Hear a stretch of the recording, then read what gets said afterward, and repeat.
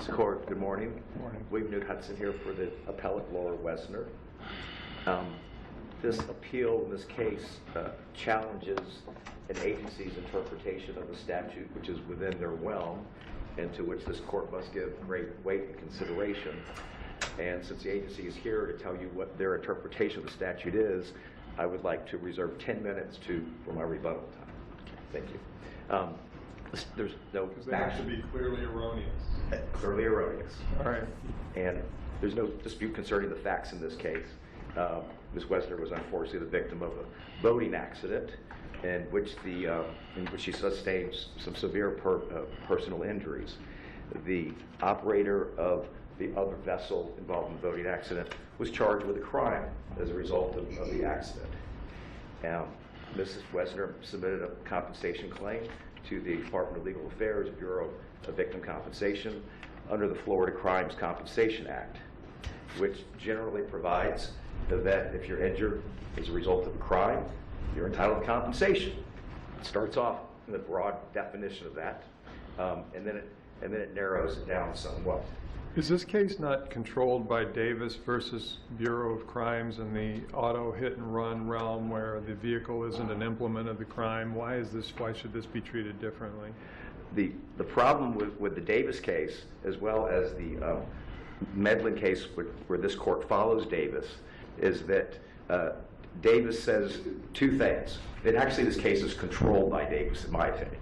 Davis says you are not entitled to compensation of this law unless a motor vehicle, in that particular case, a motor vehicle was intentionally used to cause harm.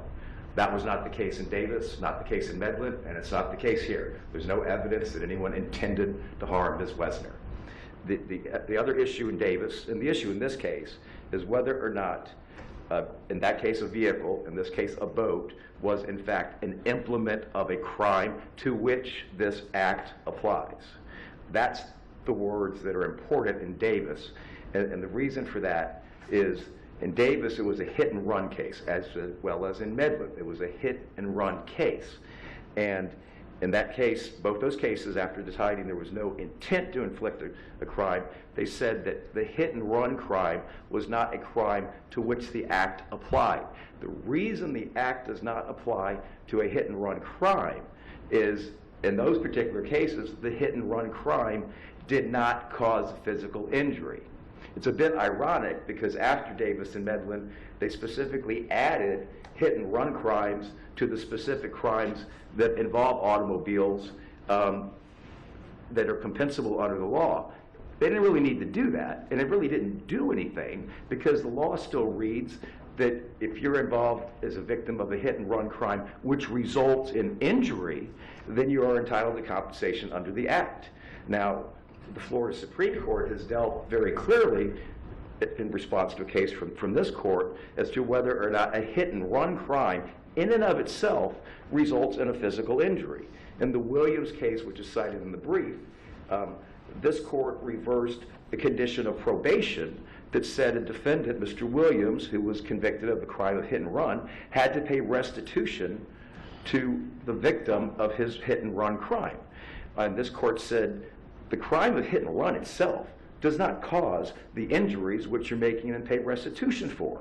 The state took that case up to the Florida Supreme Court. The Florida Supreme Court agreed with this court that the hit and run crime is not a crime which itself causes the injuries. In fact, their statement was the damages were not caused by leaving the scene of an accident, which is technically what the hit and run crime is. Those damages occurred independent of that crime.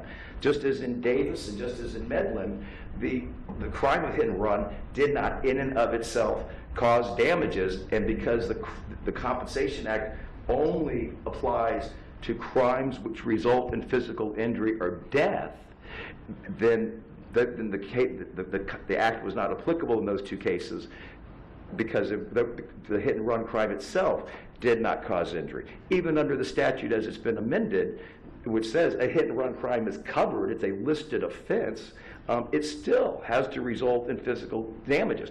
Can you give me an example of that? Of a crime involving an act involving a boat and it's a crime and it could result in physical injury or death, in which the boat is not an implement of the crime to which this act applies?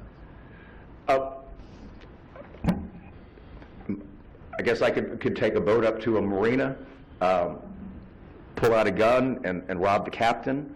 As I'm backing my boat out, I run over somebody, go by in a canoe. Well, I just committed a crime which resulted in somebody having a physical injury, but that boat was not an implement of the crime.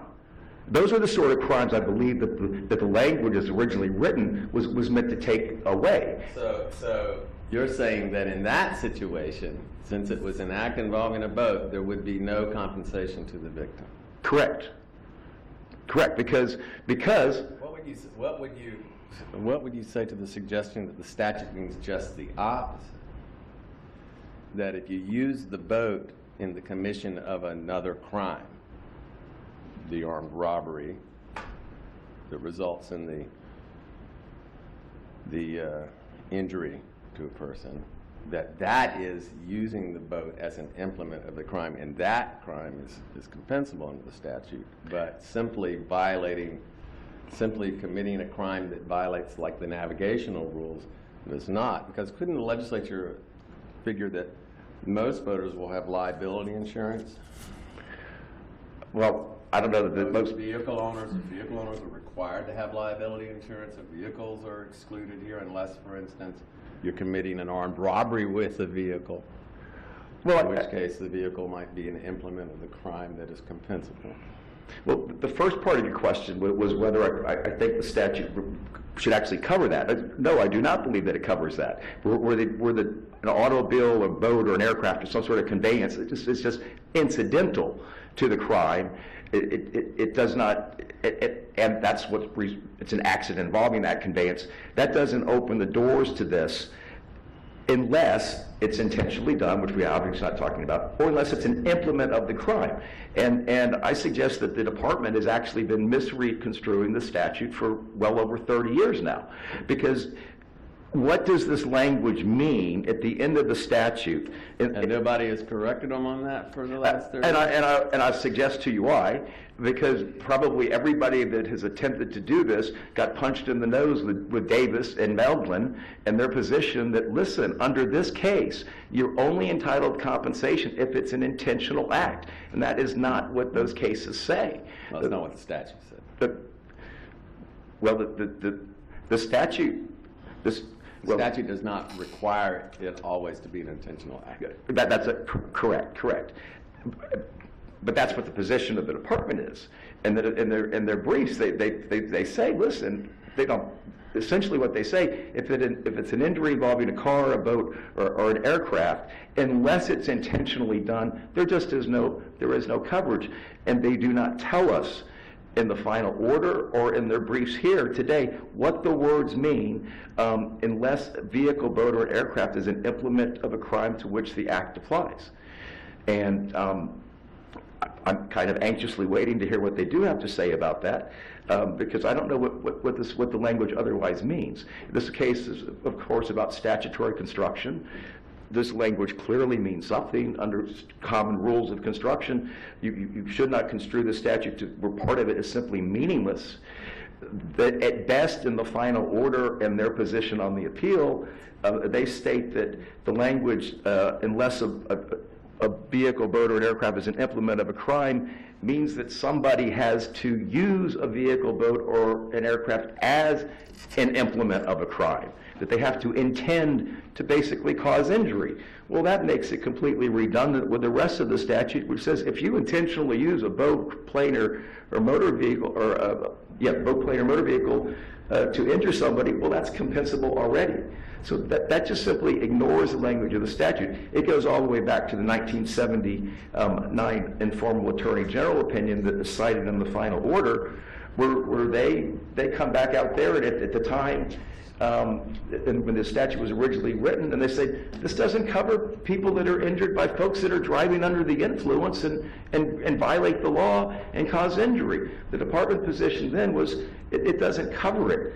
And the only reason they can say that in that informal attorney's general opinion is to simply ignore the final part of this definitionary statute of 960.03, which deals with the implement of a crime language. And again, this case brings up the issue, and I'm going to sit down in a moment and try and rebut that. I would note, of course, as it's noted in the briefs, that this is a non-issue now. They since have amended the statute. They've acknowledged they've amended the statute, at least in part because of this claim that has been made. Now it's very clear, unless they've actually amended the statute and kind of messed it up. But what they meant to say is that unless it's a DUI or a vehicular homicide or something that's specifically covered, unless it's one of those, it's not covered unless you intentionally utilize a conveyance and cause damage. That's not our case. This case is decided, of course, by the law that was in effect at the time. Thank you. Thank you.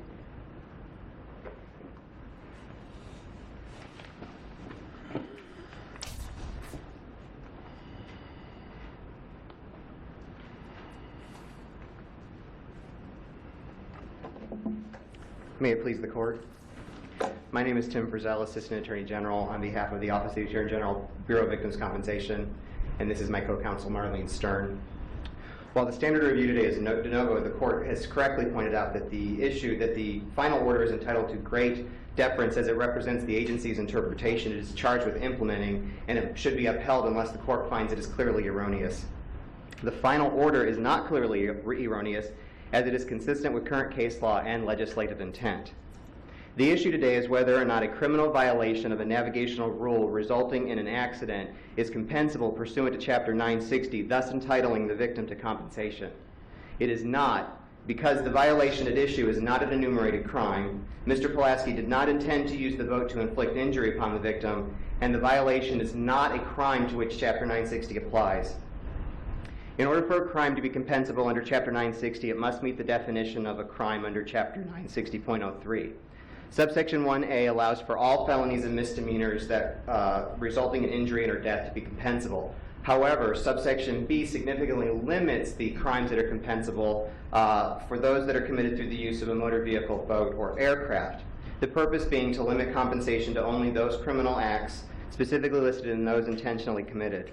In other words, the legislature did not intend to provide compensation for accidents such as occurred in this case. Well, what is or unless such vehicle, boat, or aircraft is an implement of a crime to which this act applies mean? What does that mean? Well, I think Your Honor's question earlier today hit our interpretation of that particular section on the head. The implement of a crime language is in there to make otherwise compensable crimes not uncompensable simply because the offender happened to use a motor vehicle, boat, or aircraft. Because they encompassed an act involving the operation of a motor vehicle, boat. Yes, it does clearly say an implement of the crime. It doesn't say the implement of the crime. It is our position that I think Your Honor hit it correctly on the head. In order for a crime to be compensable under Chapter 960, it must be one of the specifically enumerated crimes, intentionally inflict injury, or be a crime to which this act applies, which we just addressed. The crime at issue is not one of the listed crimes, and there's no claim that the boat was intentionally used to inflict injury upon in this instance. And certainly it's not a crime to which this act applies because Chapter 960 is not designed to compense accidents. The final order is consistent with the first and second DCA's holdings in Medlin and Davis, which requires intent to inflict injury to be compensable. The appellant argues that the accident should be compensable because a crime was committed through the use of a boat and an injury occurred. Appellant's interpretation is incorrect because it fails to consider the legislature's clear intent to limit compensation. Appellant argues that the legislature intended for all crimes involving a motor vehicle aircraft to be compensable when it is a listed crime, intentionally committed, or when it was committed through the use of a motor vehicle, boat, or aircraft, which was the implement of a crime resulting in physical injury or death, even if that crime was not intentional. Under the appellant's interpretation of the statute is internally inconsistent in that it makes intentional crimes compensable and unintentional crimes compensable. It does violence to the statute in that it makes subsection B wholly unnecessary, as it would be virtually impossible to find a crime committed through the use of a motor vehicle, boat, or aircraft not compensable. In fact, under Appellant's interpretation of boat plus crime plus injury equals compensable, subsection A alone is sufficient, making subsection B irrelevant. If the prior language of the statute were in existence today, which we know it's not because it was recently amended, the appellant's interpretation would open up the floodgates to the Victims' Compensation Program to any accident involving a motor vehicle boat wherein the offender was charged with a crime. This was certainly not the legislature's intent. The appellant's interpretation further fails when you consider the enumerated crimes the legislature has added over the years to be compensable. The only correct interpretation of the legislature's addition of these crimes is that the crimes were not previously compensable under the Act, such as a DUI. The appellant, however, argues that the legislature added the enumerated crimes based upon the Bureau's historic misreading of the statute and argues that the enumerated crimes were previously compensable. The appellant's argument violates several canons of statutory construction as he claims the enumerated crimes are necessary and he would include as compensable certain crimes which are not otherwise included. Statutes are to be interpreted to accomplish rather than defeat their purpose. Appellant's interpretation defeats the entire purpose of subsection B. One of the basic requirements of statutory construction requires that express mention implies exclusion. This is nowhere more clearly shown than in the legislature's inclusion of the enumerated crime of first-degree vehicular homicide, which requires a motor vehicle to be an implement of a crime of reckless driving causing great death or bodily injury.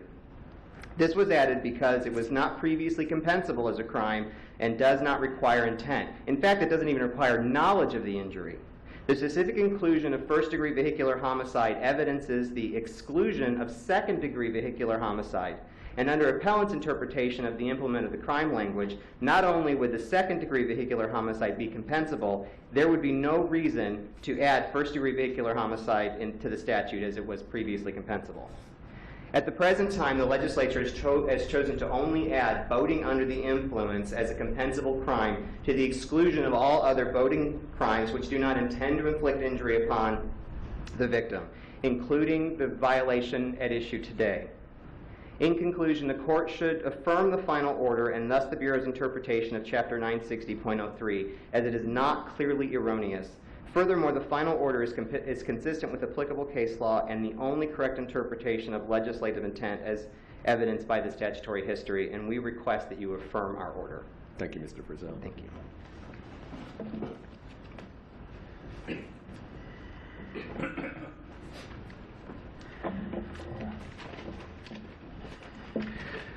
It's a bit ironic that the reason that there appears to be some sort of internal inconsistency is apparent that it's as a result of the historic reading of the statute by the department.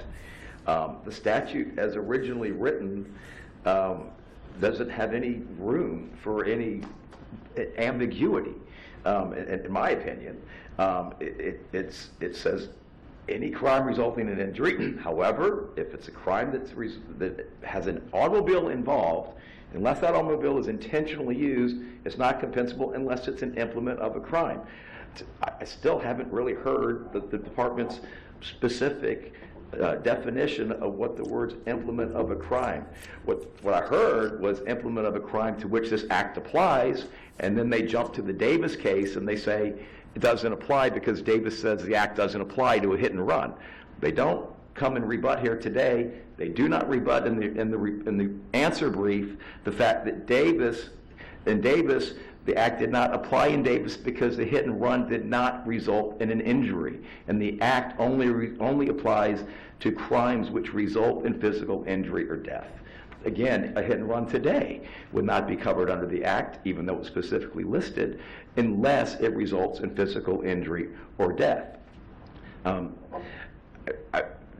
They correctly state my position that as the act was originally written, it does cover all crimes involving motor vehicles, wherein the motor vehicle is an implement of the crime.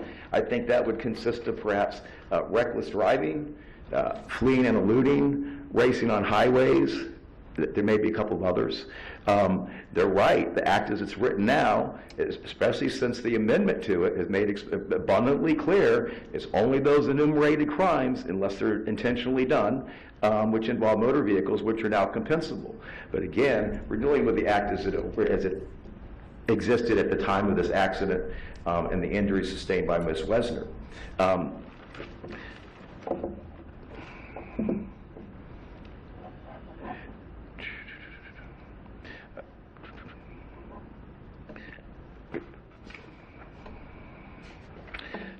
The final order also talks about, and something that they haven't really addressed, the final order attempts at least to give some meaning to the language implement of a crime by saying that implement of a crime means that there's an intent by someone to utilize something as involved in a crime, and they cite these out-of-state cases for that proposition. Those cases have nothing to do with the intent. They had nothing to do with the implement of a crime language in our statute.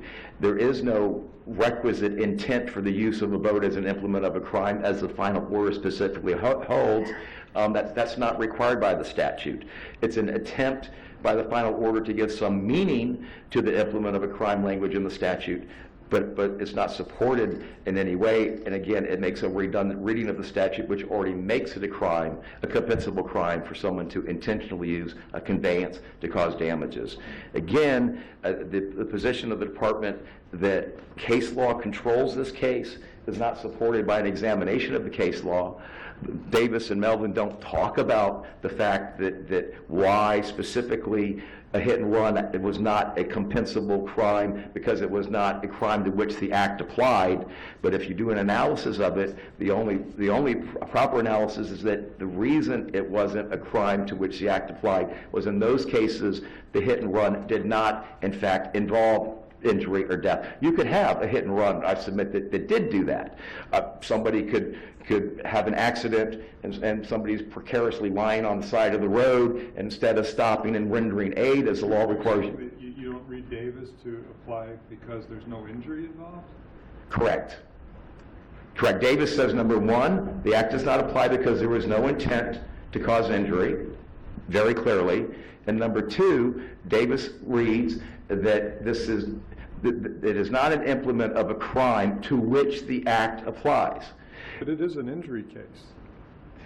Correct. But as originally written and as still written, the definition section of Chapter 960 provides that a crime means a commission by a person of a felony or misdemeanor under the laws of the state, which is punishable under the criminal laws of the state, and which results in physical injury or death. The hit and run in Davis was a crime, but the crime of hit and run did not result in physical injury. Thus, it was not a crime to which the act applied. I'm confused because I'm reading the opening paragraph and it says Davis filed a claim under Chapter 960 seeking compensation for injuries he received in his capacity as a pedestrian when struck by an automobile driven by a hit and run motorist. Correct. He received injuries in an accident. He did not receive injuries as a result of the hit and run. The crime of leaving the scene of an accident did not cause him damages. That's why the Williams case in the brief is so important, where this court found that you cannot compel someone to make restitution for medical bills as a result of a hit and run accident per se, unless the act of leaving the scene of an accident without reporting and doing your duty, unless it caused those damages.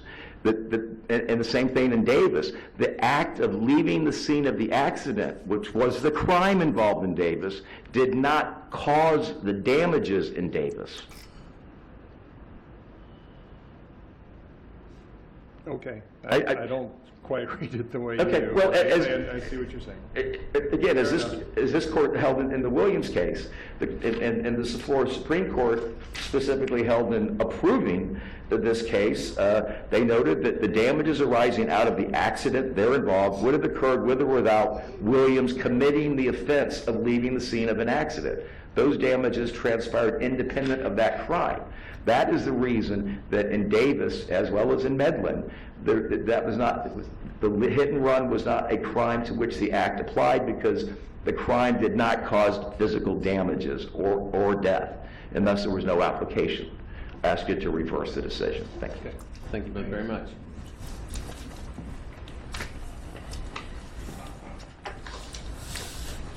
Our next case is Kuntzman versus Department of Highway Safety and Motor Vehicles.